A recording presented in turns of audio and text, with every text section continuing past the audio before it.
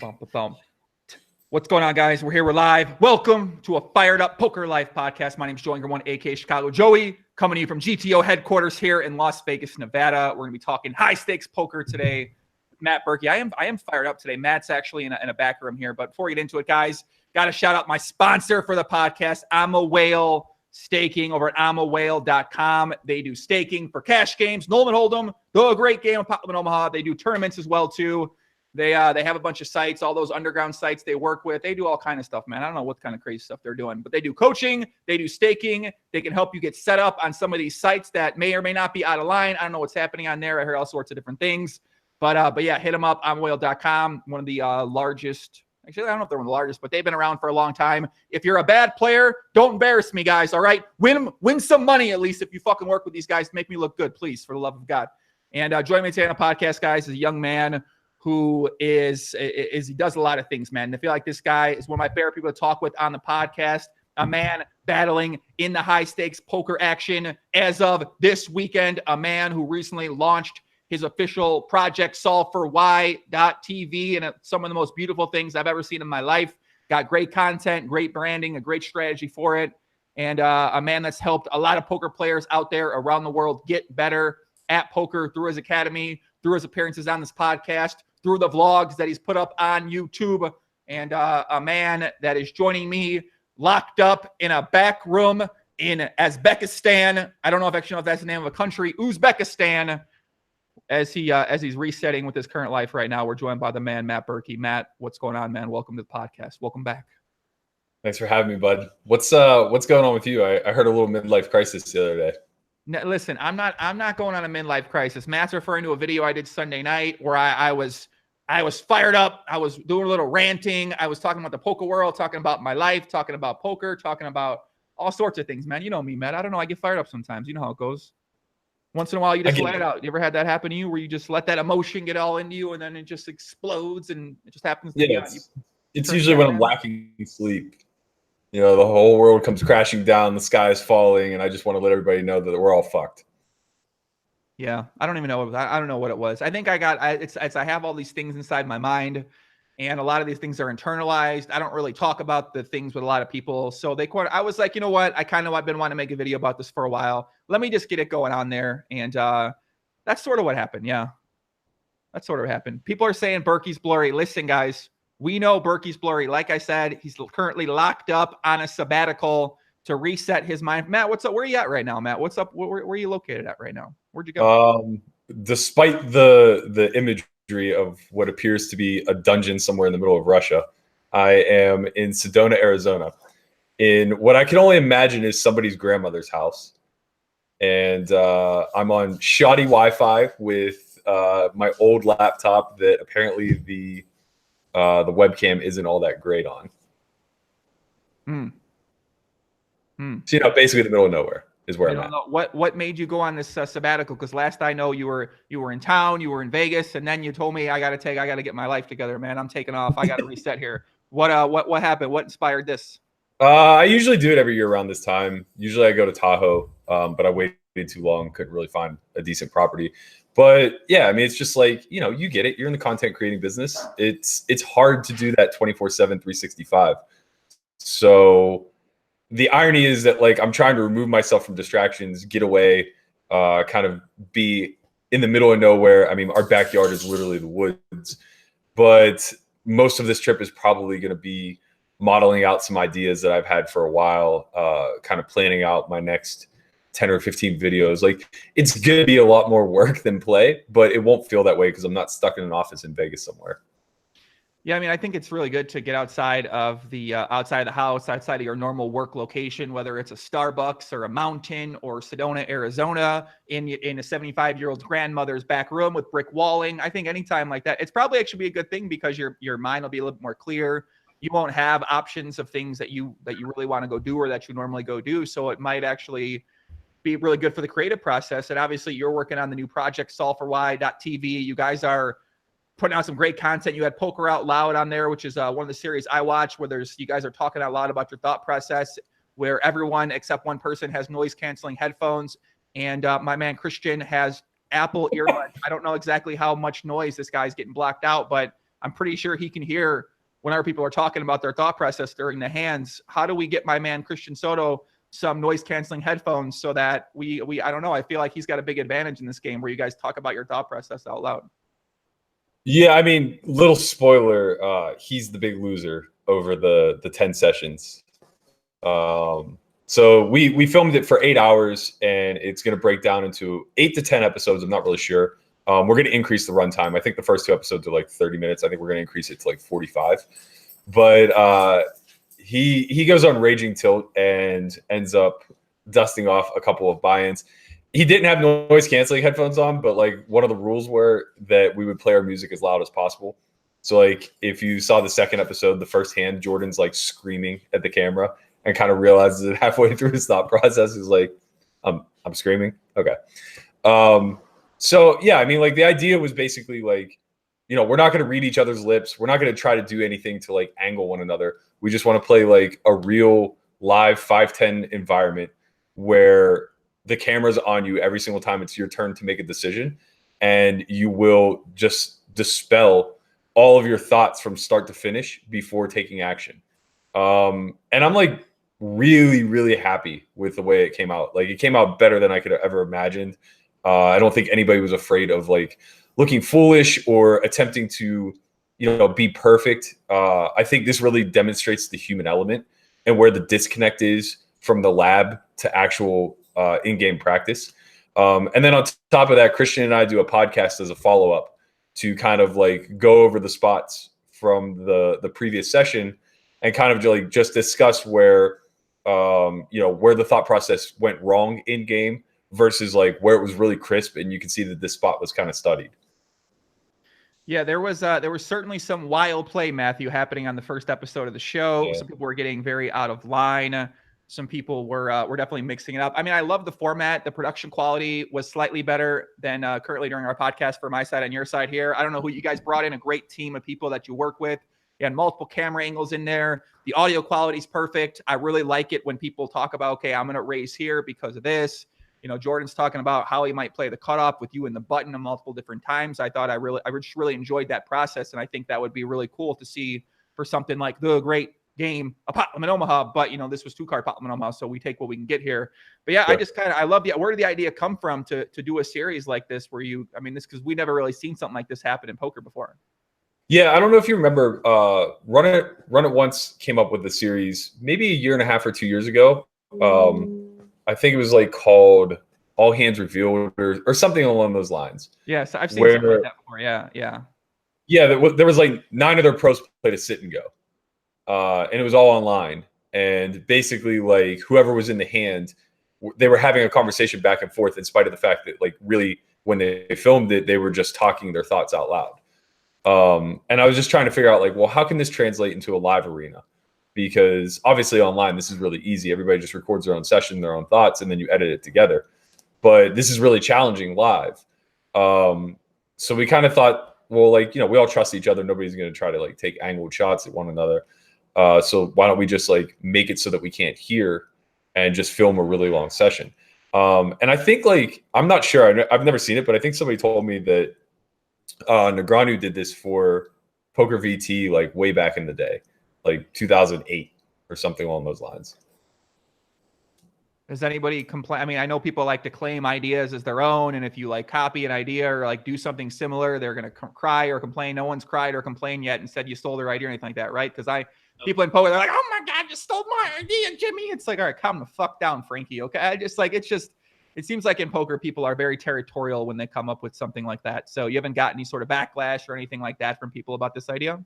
No, I mean, the thing is in poker, like ideas are kind of a dime a dozen. Like everybody's going to think that they were the first one to come up with some strategy or some concept that's never been thought of. You know, most of it has been thought of in a basement somewhere by somebody else. It's just a matter of who can bring it to implementation.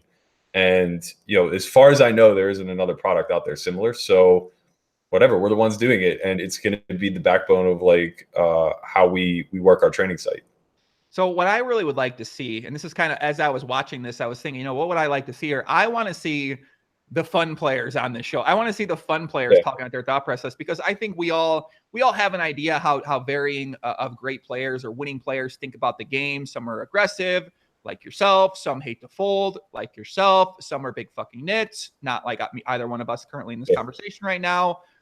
But what I always find the most interesting about poker, and that's actually why I don't kind of say that, but I was going to be bang bang. But I've had some fun players on the podcast over time, and I really enjoy talking with them and how they think about gambling and how they think about booking wins and booking losses, because it's such a fascinating thing, because it's just things that like I know a lot of players think about, but it's just things I don't really think about too much. And it really helps me learn how fun players think. And I would really like to see we get some fun players in the mix and people that know they're fun play, like kind of like, okay, we got ace 7 here. Fuck it. I just haven't played a hand in a while. I'm going to raise it up here. And like, I don't know what I was drinking a little bit this hand, so I'm just going to fire 3 streets. Like I sort of would really enjoy hearing the thought process of getting some of them. And I'm sure you obviously sort of have ideas like that in store with potential getting students on there or getting people that want to work at their game and get it reviewed by you guys on there. So I'm sure you guys have that kind of idea in the mix to add in some non-professionals in that setting too.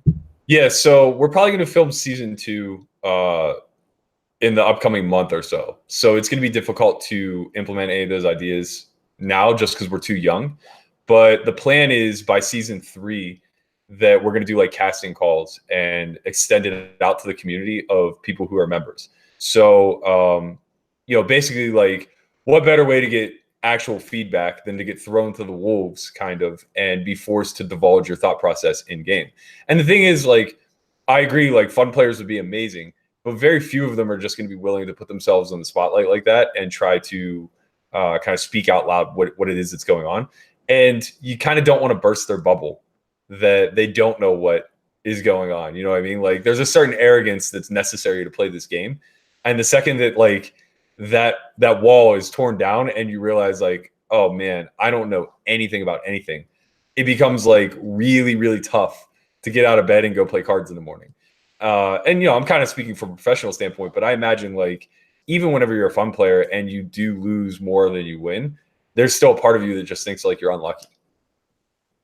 Well, aren't they unlucky? You're telling me they're not? You're telling me they play, but I think they are unlucky, Matt. What are you talking about? The guy always has top set when they get all in. They're definitely unlucky. Why don't they have bottoms? Why don't they have bottom pair when they get all in? You're saying they're not unlucky, huh? Everybody's unlucky. Yeah. I mean, it's the plight of the professional poker player, right? Like we're all just running bad. And for some, that may actually just be true. That's true. The sample size is so small. Who knows? What kind of was the inspiration for starting a project like this? Because you've always had the Solve for Why Academy, which focused more on bringing people out here to Las Vegas, and then you walk them through a workshop. I think sometimes it's multiple different days. But this project's an actual site with 3 different tiers of memberships you can have, and we've seen kind of similar formats of poker training in the poker world before. But I do feel like this is a different take on there because you guys seem like you want to put out unique, different types of content on a pretty consistent basis, which I know is very challenging to keep creating that. I mean, it's hard to do that high quality. And I know you set very high standards for yourself and for the content that you put out there. So where was the inspiration, especially when you're still playing a lot of poker yourself and you're trying to mix these, like, I just imagine it's got to be tough to balance the creative side with also like losing potentially hundreds of thousands of dollars and or winning hundreds of thousands of dollars playing high stakes poker. Yeah, I mean, all right. So basically, from my vantage point, I felt like the training market was really problematic. I think that like Run It Once does a great job. I think Upswing does a really good job. And then there are probably some other smaller sites that I'm not all that familiar of that do pretty well. But the fact of the matter is it's a really saturated market with a lot of bullshit. And that bullshit is making a lot of money. And it's not one of those things where like I feel like I need to be the knight in shining armor and kind of like wag my finger at the snake oil salesmen or whatever the case may be. But it's more of one of those things where it's like, well, if that money's getting spent anyway, and these people are all putting out a shit product and taking up a big portion of the market share, like, why don't we just do our damnedest to wipe them out and kind of just like provide the community actual access to good, high quality content? And, you know, you and I have talked about this a lot in the past, where it's like, I think the community as a whole is starved for really, really good content beyond education, right? Like entertainment wise, like just growing the brand of poker as a whole, where it is some sort of move away from just being chess. I think that there's a lot of interesting characters. I think there's a lot of interesting lifestyle choices, and you know, all of this is rooted around the concept of gambling for a living, which is just kind of crazy. I think that you know, like daily fantasy, poker, sports betting, all this stuff, it kind of falls under the same umbrella where like, I know we always want to compare it to chess because of strategy, but like you're never risking anything when you're playing chess. And just that risk alone allows the insertion of like really, really interesting personas. So I wanted to do something that like kind of brought all that together. You know, when I mentioned like our competitors like Run It Once and Upswing and whatnot, like they're really great at education, but I think that there's like no need from their end to want to delve into like entertainment or making things interesting or different.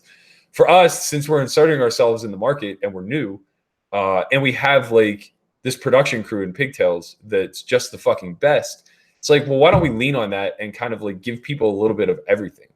So like, yeah, to your point, we're trying to put out content almost every single day. And we're doing it from a myriad of ways. We're doing it from, you know, the angle of training videos, the live in-game training type of stuff, and then just like some other things that are maybe loosely educational, but just as entertaining. Something like Origins, or the big project I can't wait to come out is To Be Determined, where we follow a 1-2 grinder around for 6 months and just document his life. Basically like 5 years removed from him being a 10-20 grinder.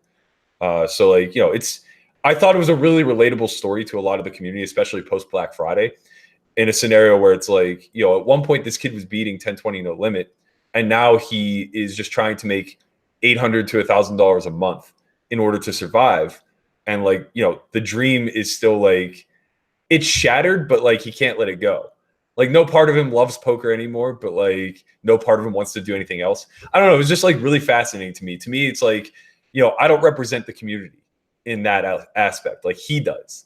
He's the success and fail story that we see time and time and time again. And I really wanted to shine a light on that. And, you know, having a platform like Solve4Y TV just like provides us the opportunity to do a lot of stuff and just throw a bunch of shit against the wall and see what sticks.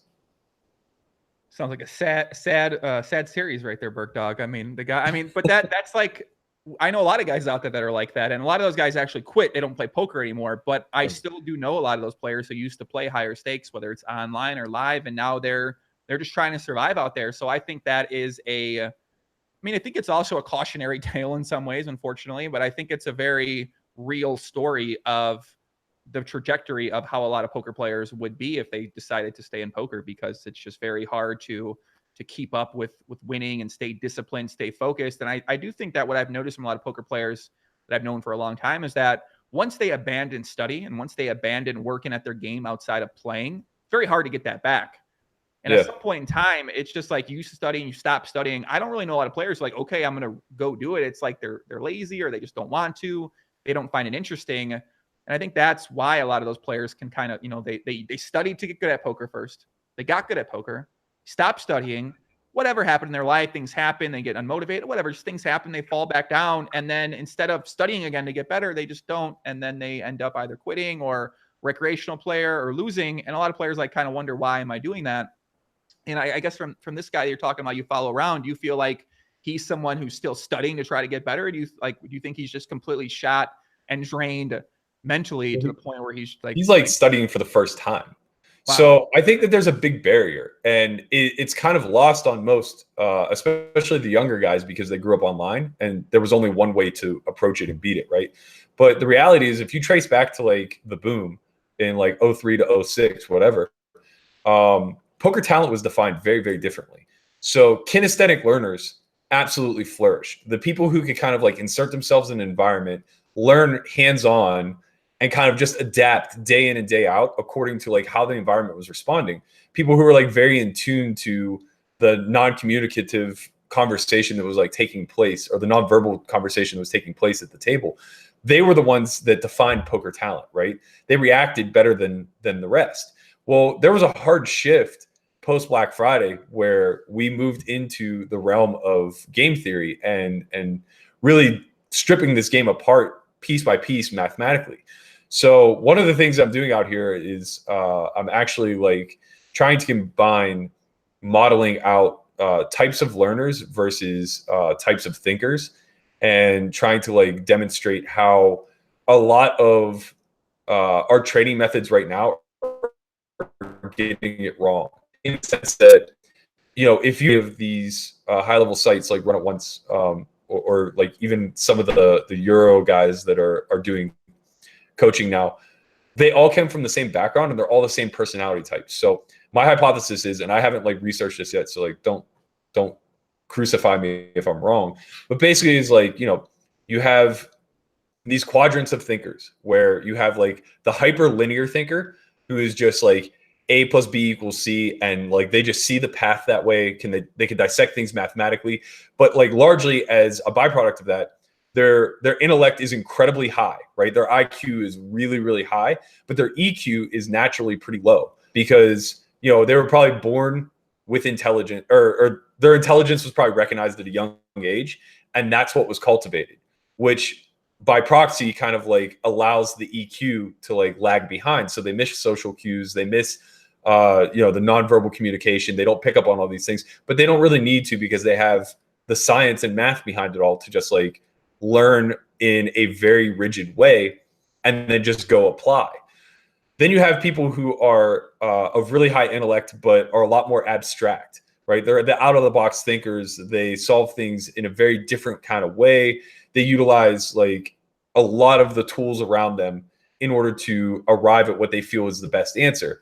And these guys tend to have like a relatively high IQ, maybe lower than the genius level of the linear thinker, but they're much more well-rounded. They have a very high EQ. So like somebody like Garrett, I think, would fall into this category. He's a genius, and he's one of the most social, like in tune human beings that you'll ever come across. He's really down to earth. He communicates well. He picks up more in a live venue through simple like you know, physical interactions, conversations, etc., than most people would who practice and study it, because he just naturally has a high EQ. And if you look at like the training material, and then obviously like there's a spectrum to this, right? Like you're going to get lower in EQ where people are just going to make very emotional or lower in IQ rather, where people are going to make very emotionally charged decisions. And it's going to be the ones with the high EQ that will feel their way through. So it's the guy you recognize as not being that smart, but he's really social, and he finds a way to make these exploitative calls and folds over and over in the live venue because he's just really in tune and plugged in, versus the guy who's like not that smart and has very poorly developed emotional skills. So he's throwing cards at the dealer and cursing and you know, everything along, right? So like those are kind of the four quadrants and the spectrums. And what you find is that all of the training material, I don't care if you're talking about like the highest level at Run It Once, all the way down to the lowest level of, well, I'm not throwing anybody under the bus, but bang, bang. Whatever. Like if you get to the simplest form of training material that's out there, be it a Poker News article of how to play jacks, right? All of it is shaped around the linear thinker. Every single bit of it is trying to formulate an ABC plan and lay things out in an instructional 1, 2, 3 methodology, where you don't have to really think. All you have to do is understand the data points, see how they apply in real time, and then implement. And the problem is in my opinion, that has to be the smallest subset of people like in the community. Even though like we're pretty dense with intelligence, there's just no way that the vast majority of people playing poker as a whole are these people. Now, the vast majority of elites may be these people. And in turn, those are probably the people who are teaching as well. So it's no surprise that they teach this way. And it's also no surprise that nobody's learning, because they're not actually targeting the types of learning styles that these people, that the rest of the quadrants desire.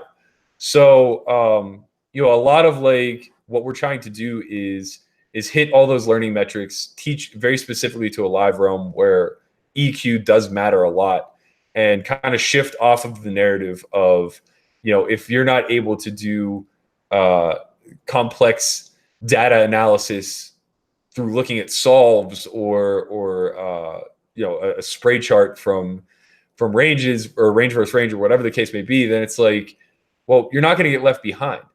Or even if you are going to get left behind, you're still going to play the game. And that's kind of like the issue that I see in the community as a whole, is that whether these people are being taught or not, they're still going to play the game. And all they're trying to do is emulate now this other small subset of people who are able to like implement at a high rate. Not everyone can be Jungle Man, That's very true. Not everybody could be Jungle Man. And this is actually something we've, and by the way, people in chat, they keep saying, can you wipe your webcam? Now, we did try this before, but can you just take your shirt and wipe the webcam so people fucking see, so they stop saying it in the chat here, guys, because these guys are freaking out. And I get it. Listen, we're listening to his words. He's saying some beautiful words there. Man, what if it just worked? Do I look better? No. A little bit. A tiny amount. I thought I got tiny amount. That's true. It did help out a little bit. Okay. It did help out a little bit. But I mean, it's kind of fascinating to see how this idea developed, because I think the first time you came on the podcast, these are things that we talked about. We talked about these ideas of training material out there, of how poker players learn, of how a lot of the training material was sort of designed with one direct path, like for one type of person to really flourish out there. And so I guess so your big goal here is to just present different types of training material out there, different ways for people to learn. And it's going to be very focused on live poker. It's not going to be anything online related, right? So this is going to be the material focused on live poker. Yeah. And I mean, I think that though I think online players will transition better to live than live players will transition to online, just because mechanically speaking, the online player is infinitely more sound. I also think that as you go down the spectrum, right? As you get out of the elite pool of the online players and you start to get into the good and then the average, they don't transition very well to live at all, because now all of a sudden you're introducing depth and you're introducing low volume.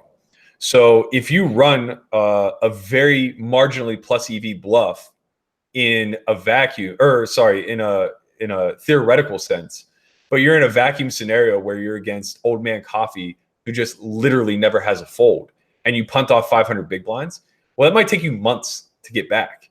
And the live player who's in tune to the environment would just kind of shake his head and say what a fruitless endeavor. Who cares that you had 5 high?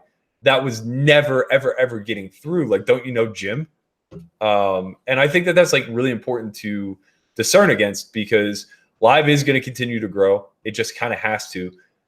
It slows down the cannibalism of poker.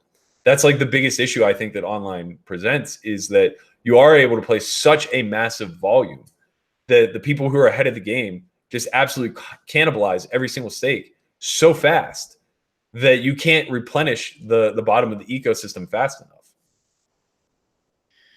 Yeah, I mean, we could talk about online. Definitely a lot of issues going on there outside of just people being good at online poker, and people will argue there are some sites where you can still make that living and stuff like that. But it's just kind of a race to get the money right now, a race till the site dries up or the site gets shut down or your money gets taken or whatever happens on there. You get beaten by the bots. And I do think that live poker is going to, I've been talking to a lot of people about these topics. Obviously, you mentioned my live stream the other day, which is primarily on a lot of these things too. And from what I see all around, it seems like live poker is going to keep growing. The private games of live poker is going to keep getting more and more popular at the higher stakes. And I imagine it'll trickle down at some point in time to the mid and low stakes. So I do think that live poker is only going to keep growing and growing and growing. And we are going to get away from the online. I mean, we are kind of getting away from online world now. There really isn't there's no high stakes anymore that people watch. There's no rail heaven. There's no, let's talk about these online cash games. There really isn't even that many online cash game players. And the people that are playing online cash games don't talk about it because for a number of different reasons. One, they don't want to tell you where they're playing, because why? If I'm playing on a site, which I play on sites, I'm never going to talk about them, because why? It doesn't make sense to talk about. Why do I want to bring in more potential good players when it just, so that, I think that's how a lot of people think about things right now. So whereas at tournaments and live poker, people are posting chip stacks, they're showing off their chips, I don't know, they're doing the vlogs and all kind of stuff like that. So I think all the promotion in poker is really headed towards the live sector.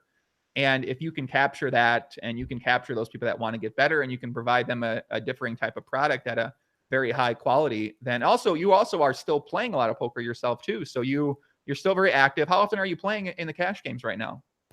Probably like 2 times a week on average. It's just one of those things where it's like, I would actually grind. I really enjoy. I still love deep stack, no limit hold'em, like passionately.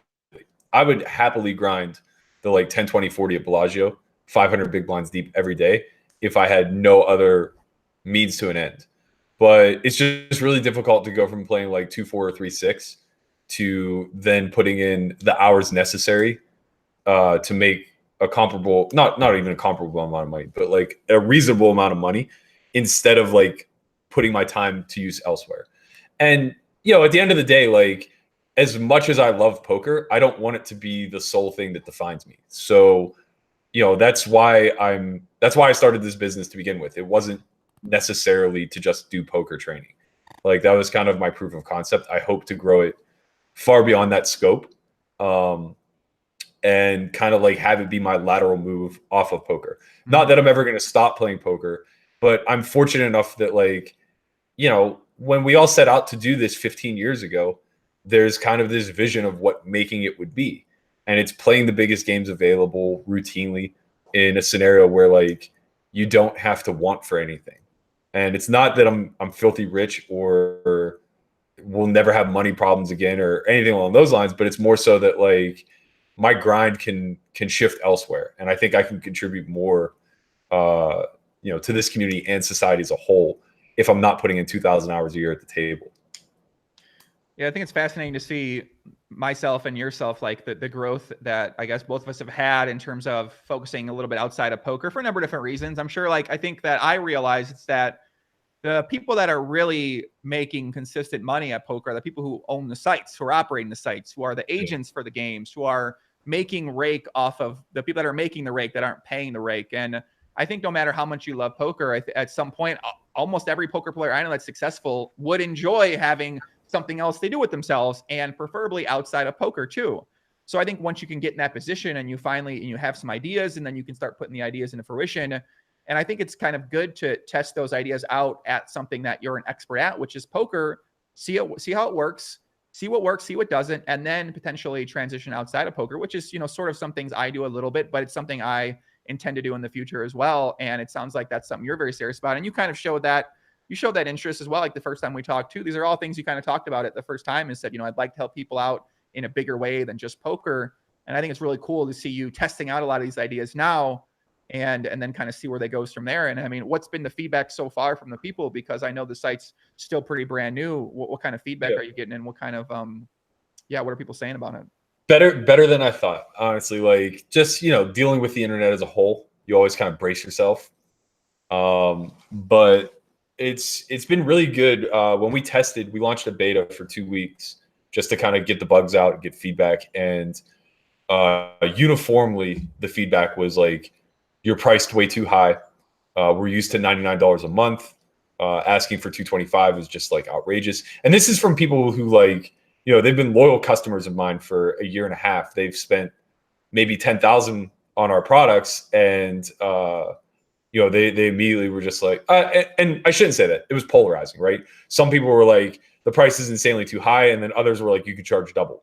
But I think both are pretty insensitive to the actual marketplace itself. Like, the ones that are saying you could charge double both see value in the product and can afford double, where the ones that are saying like you should charge less may still see value in the product, but like would prefer to pay less. And it's like, I get all that. Since we launched, I've gotten absolutely zero complaints about cost, which makes me really happy, because I think that like the $99 a month price point has been a staple for far too long. Mm-hmm. And I mean, think about it. Like, Run It Once launched that price point 2009 or 2010, something like that, or maybe it was like 2011. So say 6 or 7 years ago. Well, just imagine like how much inflation we've been hit with and everything else. It's like, it's kind of crazy to not see that price point move. And, to be fair, like if we're comparing apples to apples, like, yeah, we're not going to be able to outperform Run It Once at a lower price point. But I think that like we're not really competitors. Like we're doing two completely and utterly different products. And that's largely been the feedback, right? It's like people kind of see that we're methodical about how we put the content out. It's a point by point thing. Every video kind of like in some way builds off of the last, and it gives people an entry point and an exit point with a big picture objective that they're trying to achieve with a bunch of small objectives along the way. You know, you can kind of like sit down and watch a video and say like, okay, I want to get X out of this, and just put my short-term focus on that as we proceed.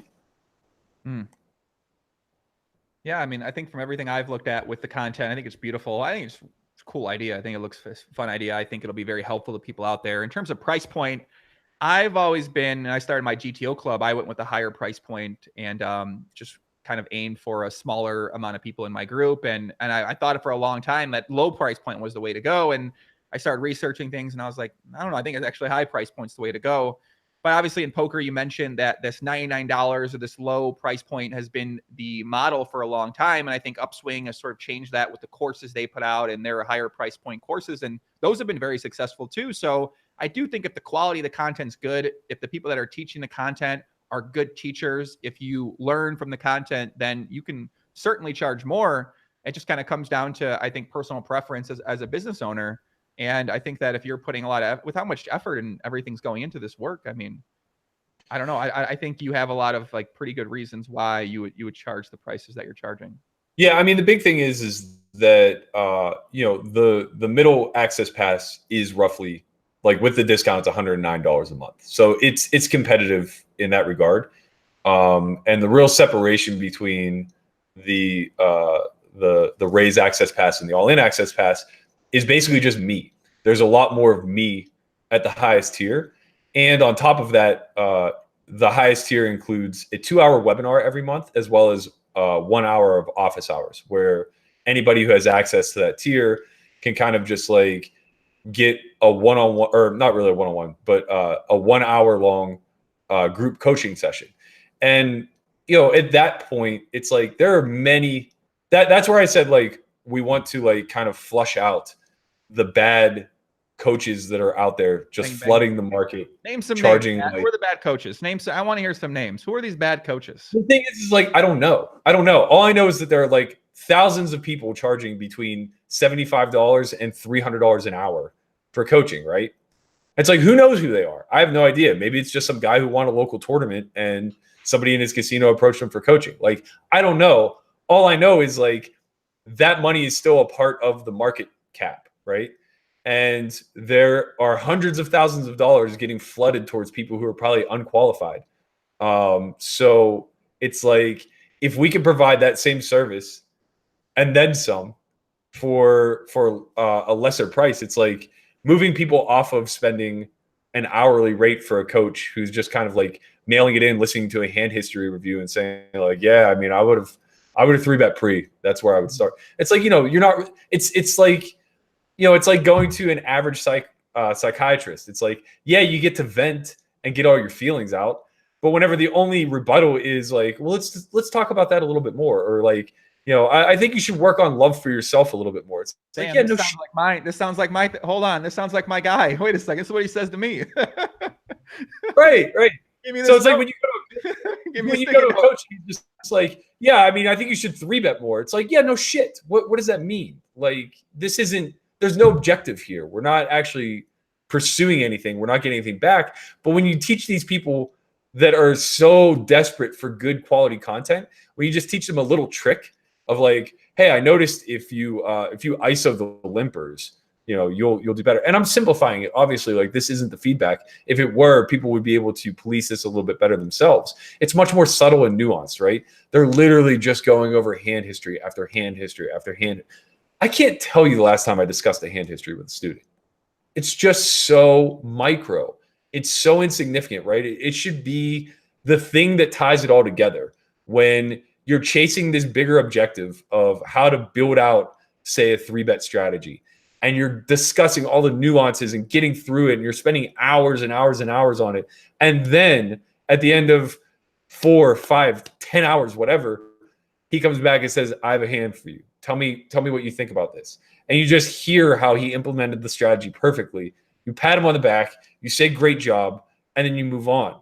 But that's the purpose of the hand history, right? It's not to sit here and try to figure out like what you're supposed to do against Joe Smith every time he 4X's under the gun on a Wednesday at the Aria 2-5. Like, it doesn't matter. Where I like this usage of random names. This is one of my big strats right here. I just like saying random names. I'm like, Timmy. Have you met Timmy, by the way, Matt? You seen Timmy? He might need to take your car. Is Timmy here? Where's Timmy at? Timmy might, or he don't have his glasses right now, Matt, but he's a fun player.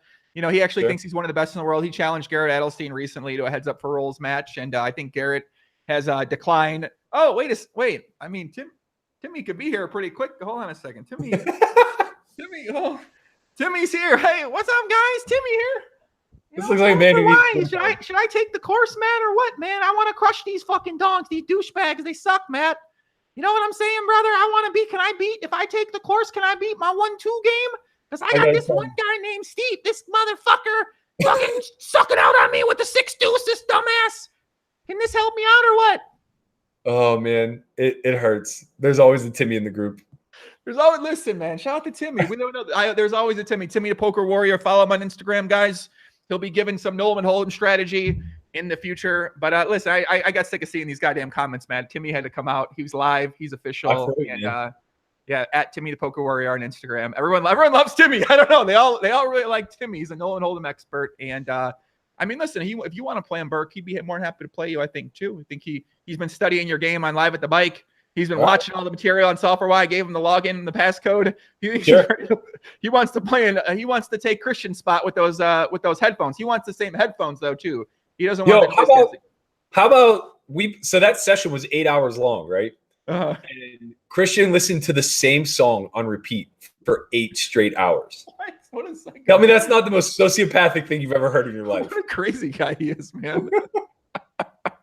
Didn't we just put out some video too? How to beat Matt Berkey? That's going to be the webinar on Thursday. So the webinar that I discussed that the highest tier has access to, Christian is doing the first one on Thursday.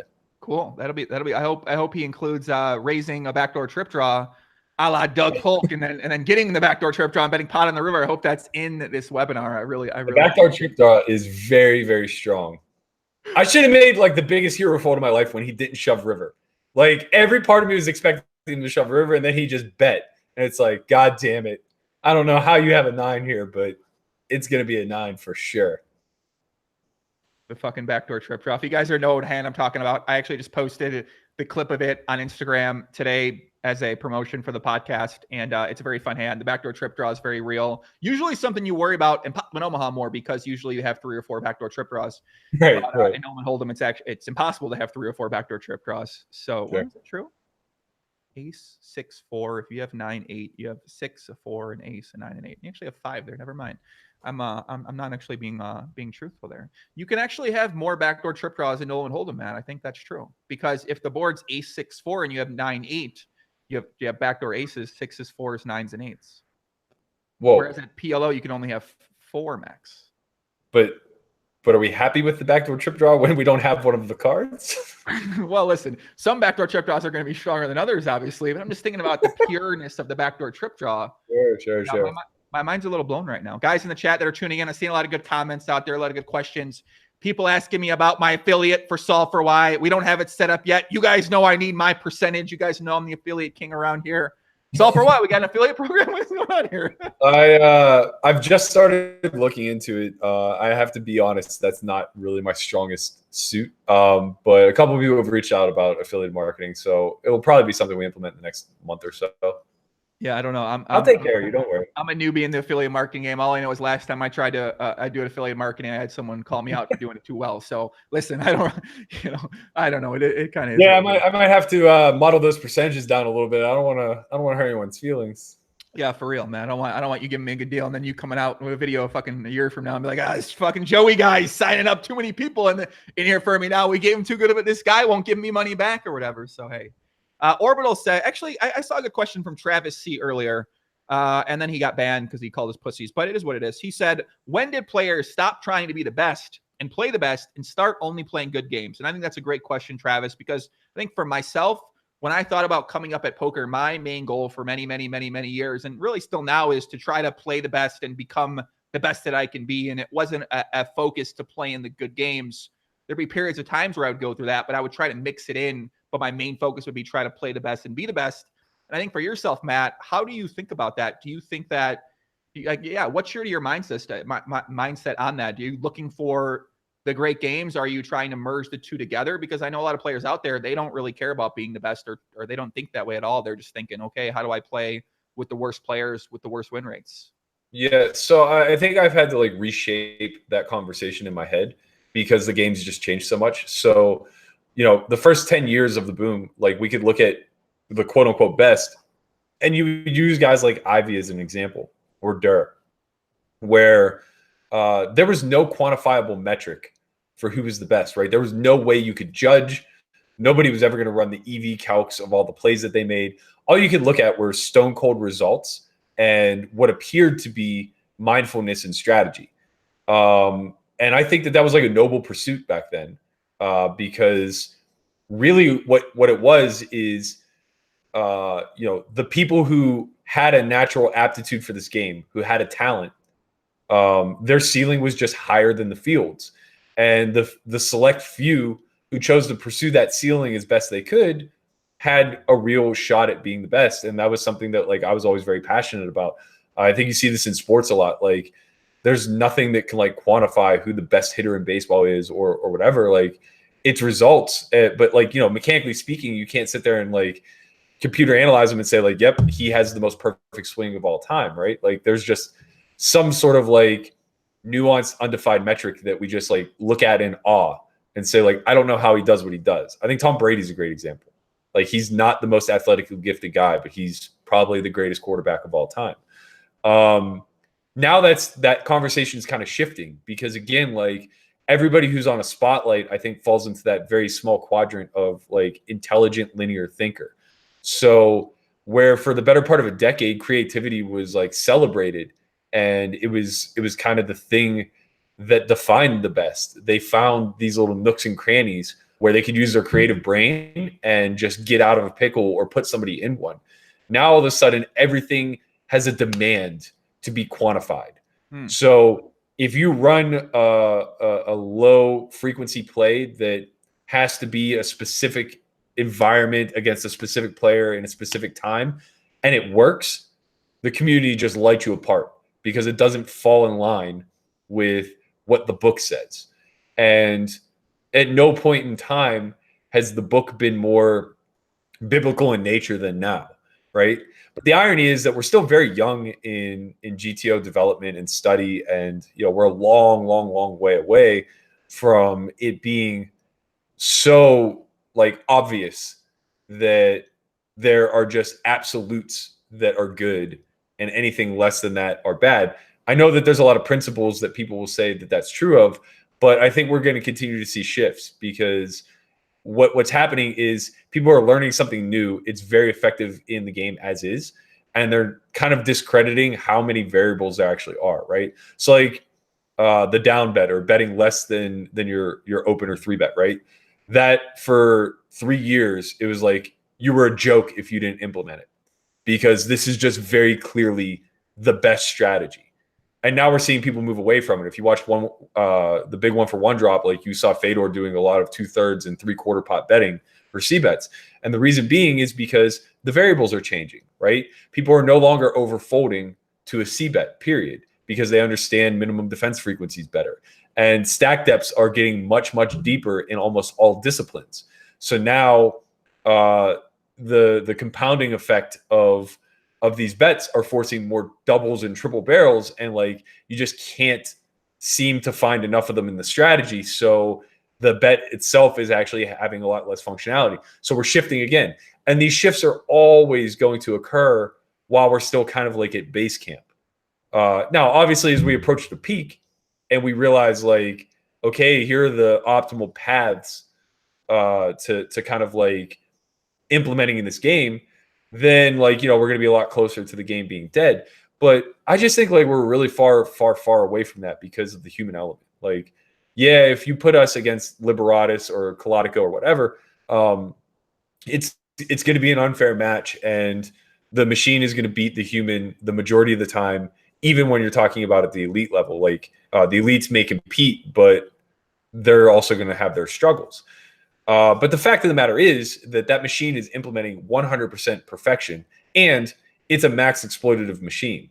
It's just learning from its environment and anticipating or not anticipating, but like taking every single play that the human makes and basically putting it in its database, further branching out its knowledge of the game.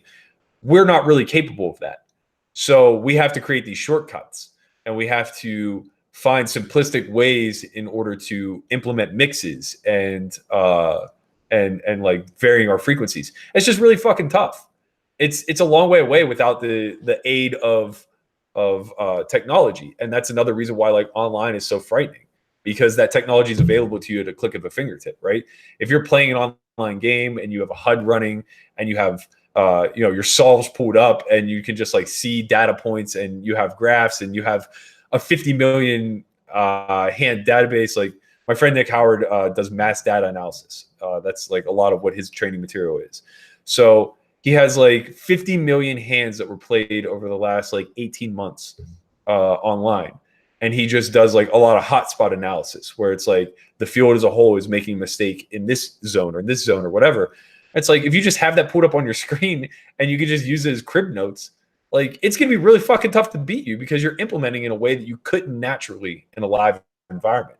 Just think of something like Snapshot, something as simple as push fold charts, right? We need a fucking app to look at it and say like, okay, this is what I'm supposed to do from this position with this stack size and this many players at the table. I mean, we're so far away from implementing multiple mixed range split frequencies on certain board textures and things along those lines. So you said a lot there, and a lot of really good stuff that'll make for a good clip for the Twitter streets, which I've been trying to do a little more of, and I see you doing that as well too. So yeah. It sounds like to you, and I've kind of been noticing this as well. Like Charlie Carroll's been doing his bankroll challenge. He said "fuck GTO," and it seemed like there was a lot of support for the idea of "fuck GTO," kind of going back to talking about exploited play. And it does seem like a lot of the strategy in terms of poker has really revolved around if you're not talking about how you got to your whatever it is that you're saying through a solver, then a lot of people don't want to hear it. And a lot of people's argument for a potential strategy is, so, well, the solver says this, solver says you do this, solver says you do that, sort of thing like that. And I personally, I don't really like that. I don't find that fun. I want to be able to talk about PLO hands from different angles and kind of talk about why you might do this, why you might do that, depending on the variables of the situation, and not because the fucking solver says to bet 1/3 pot every single time. And it does seem like there's going to be a backlash kind of starting against that being the only way to learn, the only strategy to learn. And it seems like what you're saying is that there are a lot other ways, basically a simple way to say it is there are a lot of other ways to play poker.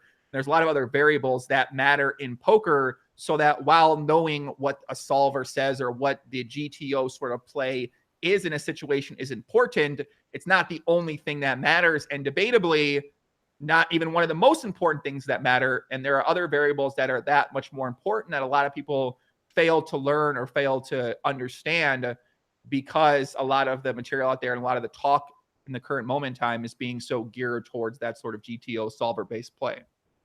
Yeah, I think the big problem is that rather than using the solver as a method to kind of flesh out new principles and new concepts that we could potentially be using, like for instance, and I haven't done any examining of this yet, but like, it's something I will look into. Nobody overbets flop, right? It's just not a thing. That's really not a thing. It's very difficult when deep, especially, to achieve polarization on the flop. So like, you're just not going to see a lot of overbets there. Doesn't mean it's not viable. So just having that hypothesis, this is where you should be testing it is through the solves. Like, run a bunch of for instances and see a bunch of iterations and see if there is any viable reason to ever want to implement an overbet flop strategy. But instead of doing it, and I'm not saying everybody is misusing all of this. I'm just saying the way that the trickle down effect works, the way information is disseminated from the elite down to the community, is that by the time it arrives at the community, it's law. And if you're not doing the same as the people you look up to, then you're failing. And that's problematic because like the average player just isn't going to find the pot of gold at the end of the rainbow by running a bunch of solves. They're not even going to understand what they're looking at. And even if they do, I think it's really important to understand how the solver arrives at these things way more so than it is actually looking at the answer, right? Being able to do the work in a math problem is much more important than actually getting the answer correct. The answer is just a number, right? So I think that like, because we've pigeonholed ourselves into leaning on the technology so heavily, we've kind of quieted the independent thinker. And there's no extrapolation process taking place. People are just running solve after solve after solve, spot after spot after spot, never really just like running one big picture solve and saying like, okay, how does that transition into a complete strategy for this type of situation? And I think like, that's probably what the elite do best. They probably do save a lot of time, and they probably do just run broad spectrum spots that they're then able to construct out in the strategy. And that's why you see a couple of them pulling to the top, because they do things differently, right? Like the high roller pool, the majority of them are all implementing GTO in some capacity, but the ones who are really killing it that are outliers probably stumbled onto the next trend or wave first. Yeah, do you pay much attention to these high roller pools? Are you sort of in tune with the current skill level of the players in that pool? Yeah, I mean, it's just so different. Like a couple of years ago when I started training for the Super High Roller Bowl and filming Dead Money, I kind of had this idea of like, okay, this is a really new market and a new environment. And I have the luxury of being able to insert myself. Like I have the backing and I have the opportunity to play. Maybe I should like pour myself into the study and kind of like enter that arena. But what ended up happening was I was just playing a lot of cash shortly after going deep in the Super High Roller Bowl. And it just became a matter of like, well, where am I going to shift my study? Because I think that the overlap is problematic. Like there's a big difference between playing nosebleeds 300, 400, 500 big blinds deep versus escalating blinds that go up every 30 minutes versus the same 18 people every single time. And they just require two very, very, very different skill sets. So like, yeah, I think there are a lot of hybrid players who can transition back and forth through each, but I also think that they're pouring 100% of themselves in that process. And I was just kind of getting pulled in another direction with Solve for Why. I love cash. Tournaments just like don't interest me. And now it's like to the point where I think that it would be difficult to insert myself into that arena now. So where like 2 years ago, I think I was competitive. Now I think like I'm 100% literally dead money. And it would take a lot of work for me to alter that. What do you think is the area of your game right now that you're currently working at the most or putting the most focus on to get better at? Always post flop. Post flop just never, ever, ever ends. But I think it's kind of like come full circle again, where I'm taking a step back and looking at the big picture strategy all over again, rather than just like putting an emphasis on river play or flop play. Just because I am in this, like when I first started fleshing the strategy out, it was more for when I was playing like 10, 20, 10, 10, 20, 40, whatever. And the player pool was much larger. I was playing against a few hundred, maybe 1,000 people a year. And so it was important that I kind of had like a lot more tools available to me. Well, now it's kind of getting to a point where it's the same 25, 30, 40 people that I'm competing against. And I think like there are a lot of perceptions about my game that may be true, may not be true, like areas that I make mistakes. The fact that like I don't overfold for sure, and that like I probably call way too lightly, all these things.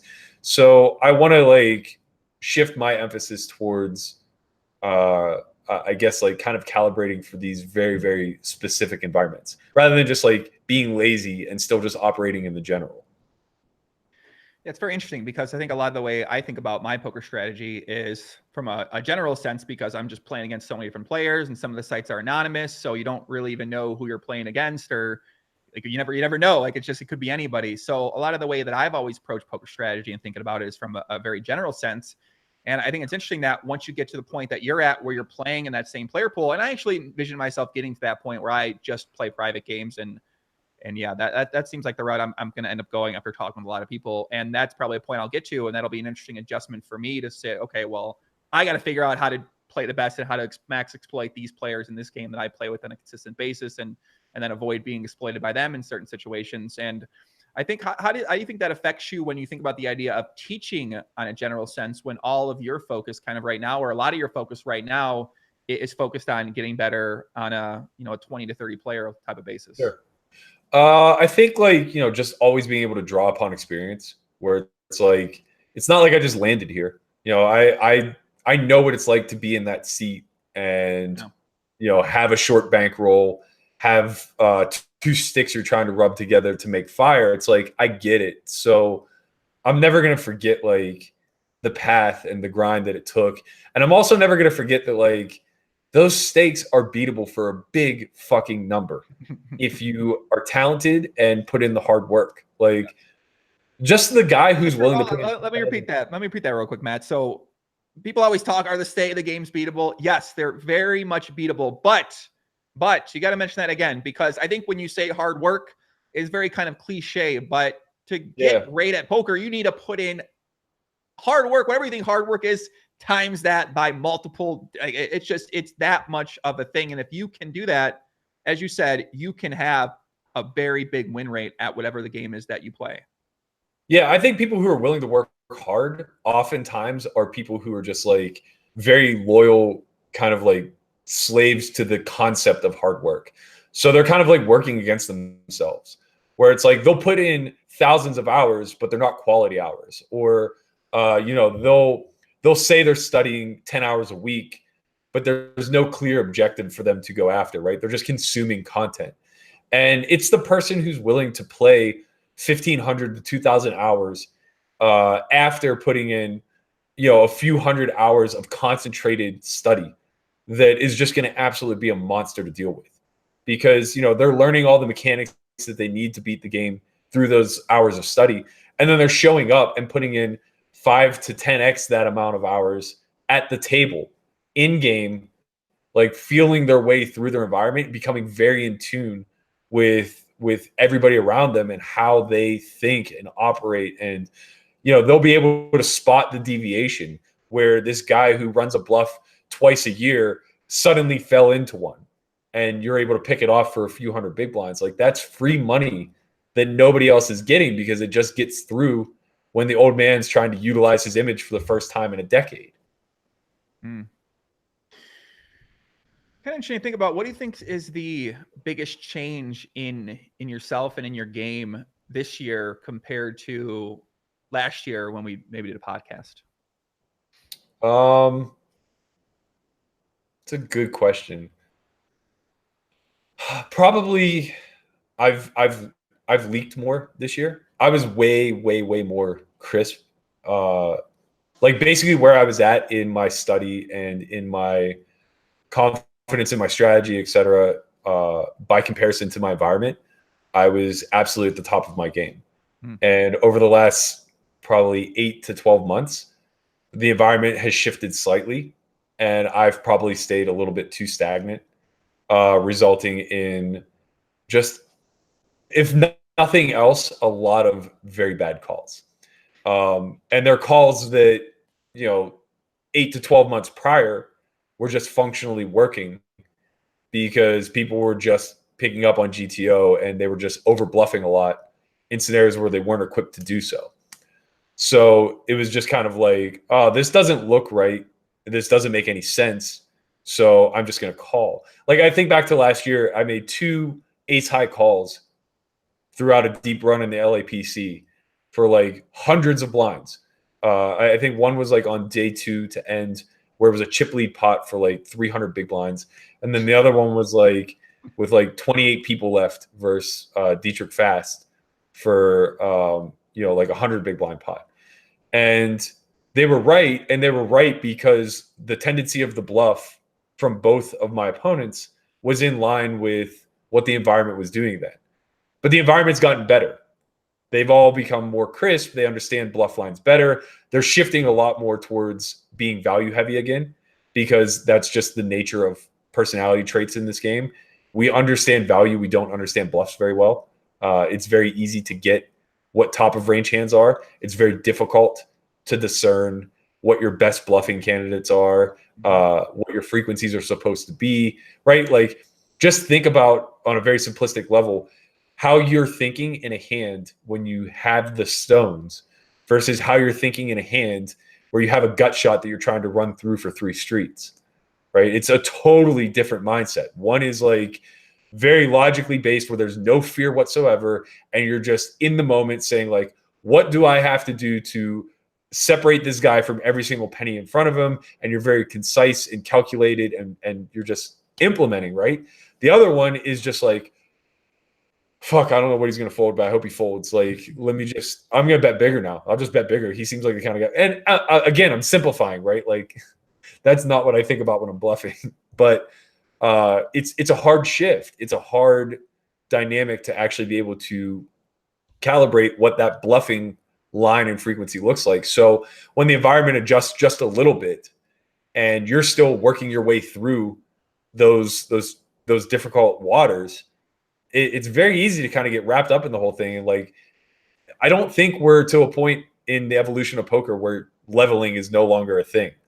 Like, circular logic, whether we want it to or not, just exists in human beings, and leveling wars are going to consistently take place, especially in the live venue.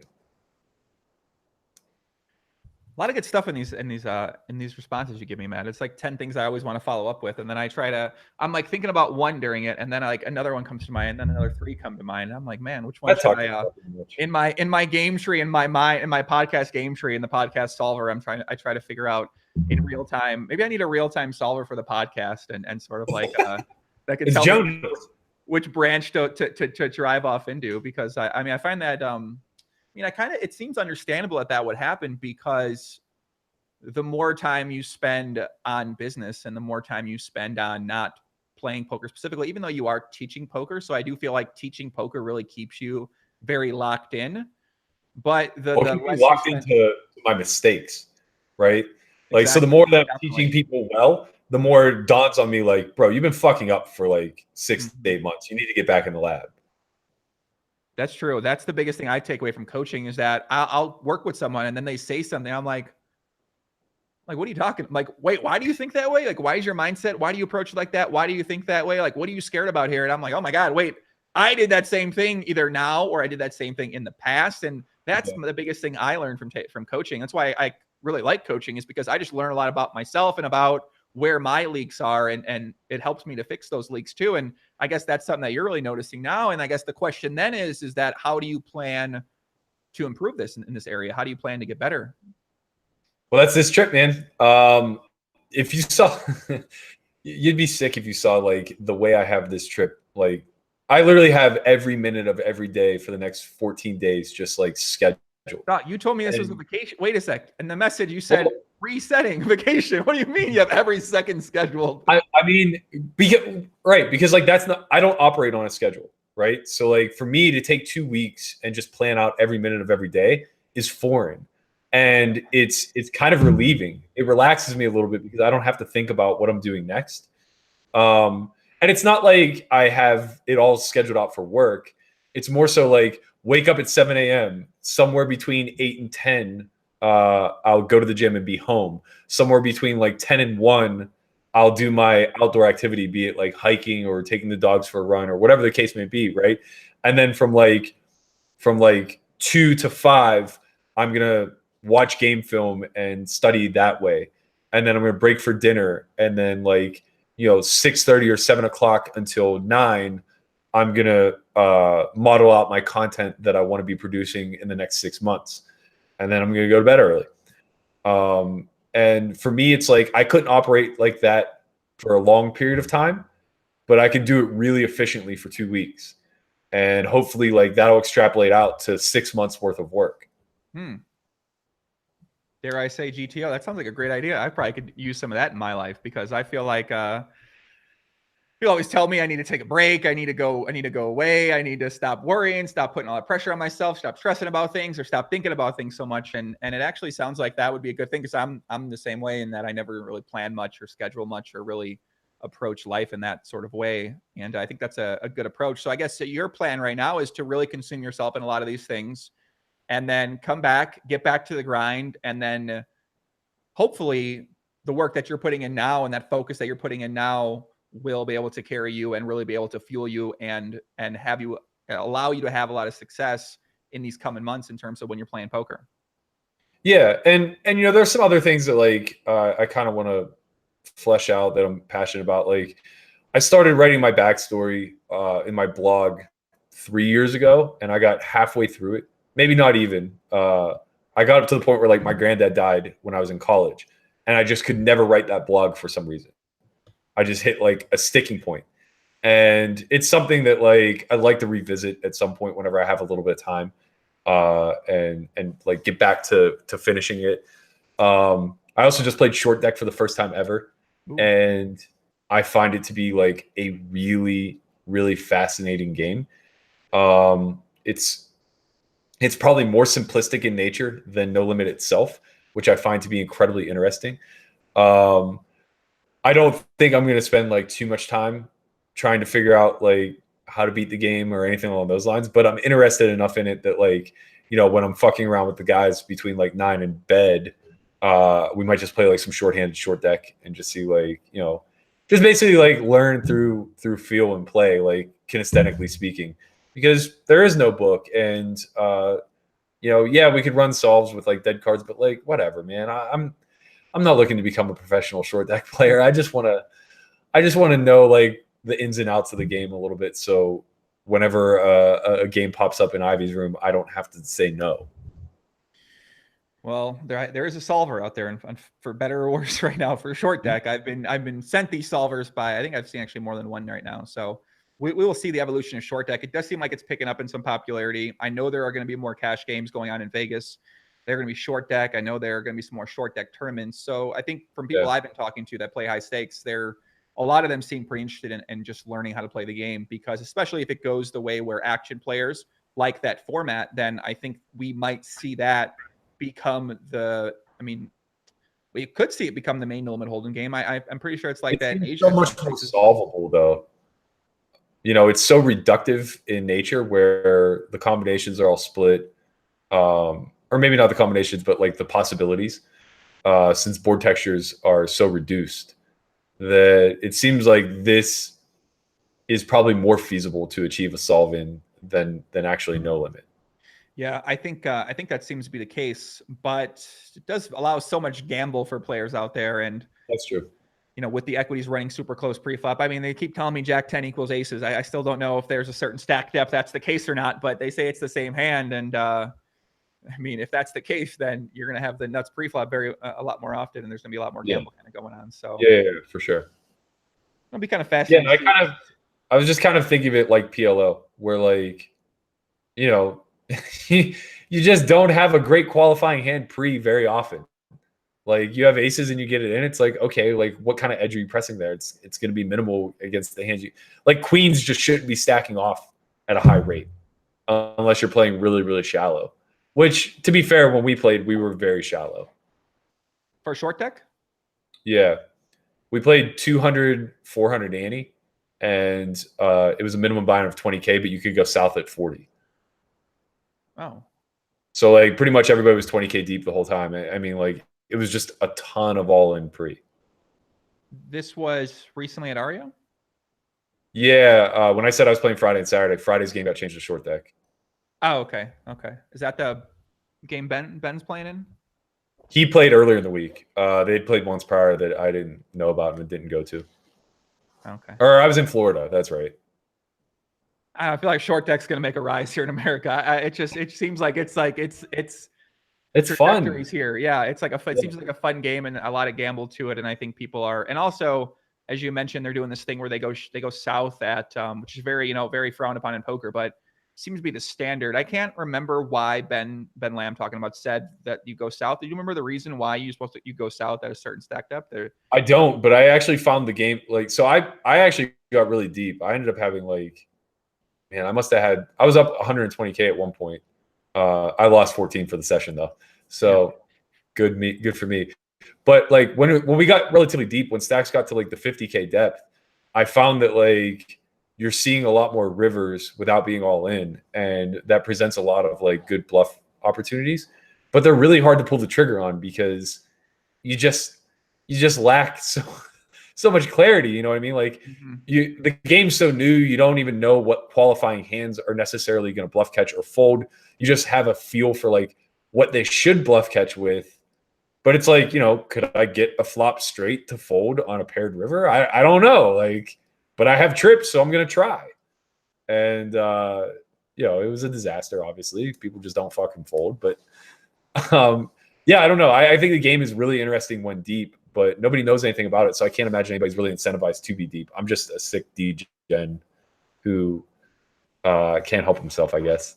Well, it would seem like in that situation, when you have all these questions about the decisions that you're going to make, the answer would seem to be on the conservative tight side and at spots. I feel like this is a big mistake poker players make when they start playing PLO, is like they start playing all these hands and they get themselves in all these turns and river spot where they're like unsure what to do, and they end up like click the right button sometimes, but they're really clicking button. They don't know which option here is the best or reason or why. And that's why I always tell people when they first learn PLO, like however loose you think you should be playing PLO, play a lot tighter than that, because you're going to find yourself in so many uncomfortable situations where you have a weak range pre-flop and a weaker range on the flop, and then you end up getting to the turn and river because you think you're supposed to play the hand this sort of way, but you don't actually know. And I think that's a kind of a big mistake people make when they start PLO. And I imagine that's probably a mistake people make when they start playing no limit or they start playing any game, is that they just get themselves in too many spots where they have no fucking idea what they're doing. And if you get yourself in so many of those spots over and over and over again, it's probably going to result in some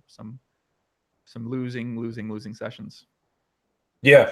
I mean, well, think about this game where there's half as many pre-flop combinations. So it's like, you know, what's the bottom of range? 6x. You eliminate like 1/8 of the hands, I guess. But everything feels playable. I think that's why I think we're talking out reasons why this game's growing in popularity, because one, no, 100%. No one's got to figure it out. Two, there's more playable hands. Like you don't know what to fold, and then it is kind of confusing though to me that the flush beats a full house, right? Flush beats full house. Yeah, you only make a flush twice as often as quads, I believe. Really? I think I could be off on that stat, but like it's incredibly difficult to make flush. We played for 8 or 10 hours, and I think I saw like 3 flushes. 2 of them were straight flushes. Sheesh. So it's still the same ranking. The royal flush, straight flush are still the 2 strongest hands, and then quads. And okay, I'm just like, I don't know. I was watching the game on stream one time, and I'm like, what the fuck is this? Go like, it's like, what are they doing in this game? I don't know. They're putting so much money in pre-flop. Yeah, it's kind of fascinating because like every time it's on somebody to act, you don't expect them to fold. You expect them to like grab more money and just like shovel it in. Like, oh, here we see a bet from the 1 seat and the 2 seats going for a double hammer. So is there a lot of all-in pre-flops in? So the game you're playing, it's 50 big blind.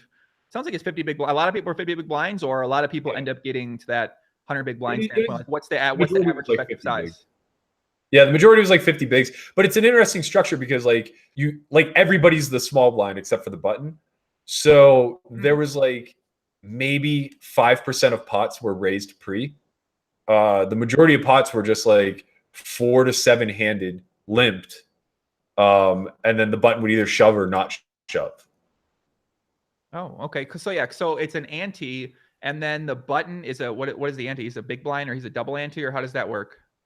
Yeah, so it's a double ante. So like effectively everybody puts out an ante, and then you have the option to complete, raise, or fold. Wow. And yeah, it's, you know, the first 3 spots never raise, they just always complete, and then the next 3 or 4 spots just like either have a shove spot or they don't. Raises pre are like outrageous. They'll be like 10 to 20x. Nobody has any idea what they're doing. That's very clear. I mean, there are people out there who for sure know what they're doing. I'm just not one of them. Yeah. And what was the stake that you were playing the other day, Matthew? 200, 400? What was that? But I'm confident no one else knew what they were doing either. When you're playing these games, are you like, what's the situation? Are you still, someone that said in chat, what percentage does Berkey have himself? And I know you've been always pretty open about that in terms of like the pieces or staking, or what kind of deal do you have for these games? So I have 15% myself at all times, and then 50. 15. 15, okay. Yeah, and then I have like, I don't want to call it free roll, but like I have 20% of myself on stake. So I'm always putting up and pulling back money every session, and then like I'm basically I've the rest of it on stake, where when I'm in the plus I can earn 20%. So do you guys is it pretty standard staking deal where you go into markup as well too, and makeup, markup? I get them fucking confused, guys. I'm sorry, but makeup. Yeah. So if you lose, you're in makeup, and then until you get out of makeup, you don't actually start making money. You don't start making 20% of that. Right. Yeah. And how do you feel you play? Because how do you feel like you play? Like when you make mistakes or when you lose, are you feeling bad? Are you like, oh my god, I lost these guys this amount of money? Or do you think it doesn't impact you? Because I know when some people play stake, like I've really never played stake in my life. There was like for star, like I play on stars. I never played stake. When I started playing a little bit more on these other untrusting sites, then I started playing. People they would stake me or my buy action, because I'm just like, well, if my money gets fucking taken, which has gotten taken before on a couple different sites, I'm like, well, I don't want to lose all my fucking money, so I think it might be a good idea. And I've noticed that I think I play better, but I also feel terrible when I lose money for people. Like I mean, I just feel awful when I have a big losing session, or even when I sell action for a tournament and I don't cash the tournament. I feel really bad. So how do you feel when you're losing money? That can't be the GTO mindset to have about it too, but I haven't been able to really get past that point.